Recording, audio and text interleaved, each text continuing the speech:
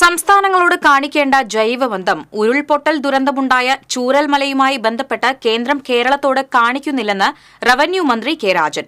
സംസ്ഥാനങ്ങളുടെ guardian Angel ആകുന്നതിന് പകരം ഡെവിളായി മാറിയിരിക്കുകയാണ് കേന്ദ്രമെന്നും മന്ത്രി. തൃശൂർ കുരിയച്ചിറയിൽ മാധ്യമപ്രവർത്തകരോട് സംസാരിക്കുകയായിരുന്നു മന്ത്രി. സംസ്ഥാനങ്ങളും കേന്ദ്രവും തമ്മിൽ ഒരു ജൈവബന്ധം ഉണ്ടാകണം. ആ ജൈവബന്ധം കേന്ദ്രം കാണിക്കുന്നില്ല.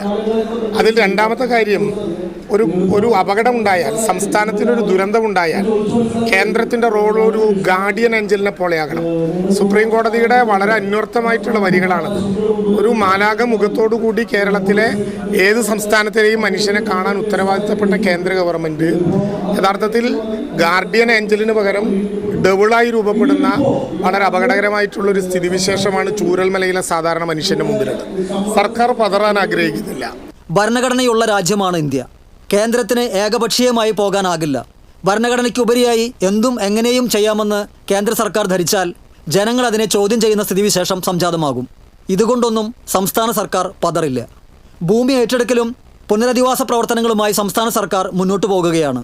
പ്രളയമുണ്ടായപ്പോൾ മറ്റ് രാജ്യങ്ങളിൽ നിന്ന് സഹായം തേടൽ വിലക്കിയിട്ടും അർഹമായ സഹായം നൽകാതെ ബുദ്ധിമുട്ടിച്ചിട്ടും അതിജീവിക്കാൻ കേരളത്തിന് കഴിഞ്ഞു. വയനാട് ദുരന്തത്തെ ദേശീയ ദുരന്തമായി കണക്കാക്കാനാകില്ലെന്ന് പറയുന്നത് ജനാധിപത്യത്തെ വെല്ലുവിളിക്കുന്നതും കേരളത്തിലെ ജനങ്ങളുടെ സഹിഷ്ണുതയെ ചോദ്യം ചെയ്യുന്നതുമാണ്. എന്തു വില കൊടുത്തും ചൂരൽമലയിലെ അവസാനത്തെ മനുഷ്യനെയും പുനരധിവസിപ്പിക്കാനുള്ള നടപടി ഉണ്ടാകും. അങ്ങനെ കേന്ദ്ര ഗവൺമെന്റിന് ഏകപക്ഷീയമായി ഈ കാര്യത്തിൽ പോകാനാകില്ല. ഇതൊരു ഭരണഘടനയുള്ള ഒരു രാജ്യമാണ്.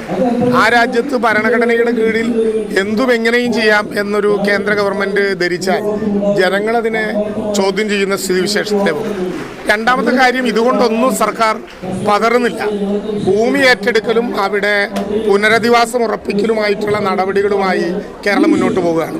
ഈ മാസം അവസാനത്തോടെ ചൂരൽമലയിൽ പുനരധിവസിപ്പിക്കേണ്ടവരുടെ പട്ടിക തയ്യാറാക്കും. കേന്ദ്രം കേരളത്തെ ഒറ്റപ്പെടുത്തുന്ന സമീപനം തുടർന്നാൽ മലയാളിയും മലയാളത്തെ സ്നേഹിക്കുന്നവരും ജാതിമത രാഷ്ട്രീയത്തിനുപരിയായി ഉത്തരവാദിത്തം ഏറ്റെടുക്കും. കേന്ദ്രം കേരളത്തിന് അർഹമായ സഹായം നൽകിയെന്ന മുൻ കേന്ദ്രമന്ത്രി വി മുരളീധരൻ്റെ പരാമർശത്തെപ്പറ്റിയുള്ള ചോദ്യത്തോട് അദ്ദേഹത്തോട് തന്നെ ചോദിക്കണം, കേരളത്തിന് ഏതു വഴിയിലാണ്, എവിടെയാണ് സഹായം നൽകിയതെന്ന്. ഒരുപക്ഷെ വഴിതെറ്റി കൊടുത്തതാവാമെന്നും മന്ത്രി പരിഹാസരൂപേണ പറഞ്ഞു. STRF ഫണ്ട് എല്ലാ സംസ്ഥാനങ്ങൾക്കും നൽകുന്നതാണ്. ചൂരൽമലയ്ക്കായി ആ ഫണ്ട് ഉപയോഗിക്കാമെന്ന് കേന്ദ്രം നിർദ്ദേശിച്ചാലേ അത് ഉപയോഗിക്കാനാകൂവെന്നും മന്ത്രി വ്യക്തമാക്കി. TCV news, Thrissur.